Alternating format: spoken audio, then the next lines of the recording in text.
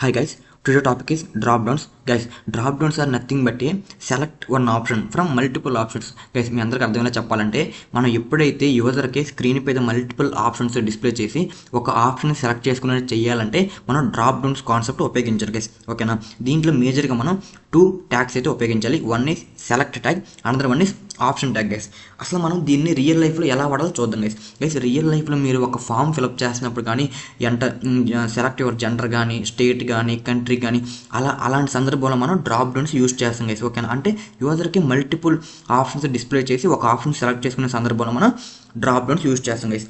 దీన్ని మనం HTML సహాయంతో ఎలా క్రియేట్ చేయాలో చూద్దాం గైస్. ఓకేనా, మీరు చూసుకున్నట్టయితే మనం సెలెక్ట్ ట్యాగ్ ఉపయోగించాం, ఆప్షన్ ట్యాగ్ ఉపయోగించాం. ఈ సెలెక్ట్ ట్యాగ్ ఏం చేద్దంటే ఆ ఆప్షన్స్ అన్ని డిఫాల్ట్గా డిస్ప్లే చేయకోకుండా ఒక కంటైనర్లో స్టోర్ చేసుకుని ఎప్పుడైతే ఆ యూజర్ అనేవాడు ఆ కంటైనర్ మీద క్లిక్ చేస్తాడో అప్పుడు మనకి అవైలబుల్ ఆప్షన్స్ అనేది డిస్ప్లే చేస్తుంది. ఓకేనా, డిఫాల్ట్గా మాత్రం స్టార్టింగ్ ఆప్షన్ వాల్యూ అనేది డిస్ప్లే చేస్తుంది. ఓకేనా, అలా కాదన్న నాకు డిఫాల్ట్గా స్టార్టింగ్ ఆప్షన్ కంటెంట్ అనేది డిస్ప్లే చేయకూడదు.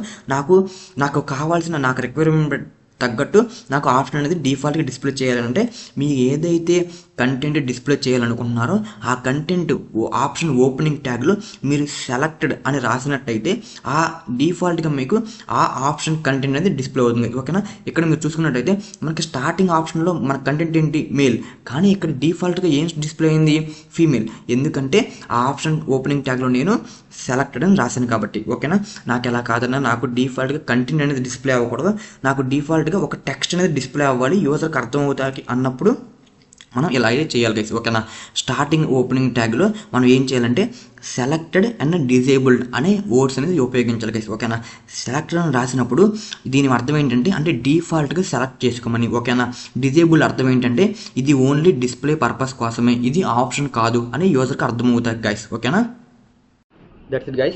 If you want to know more about this topic, please check my description guys. If you have any doubts, please comment guys.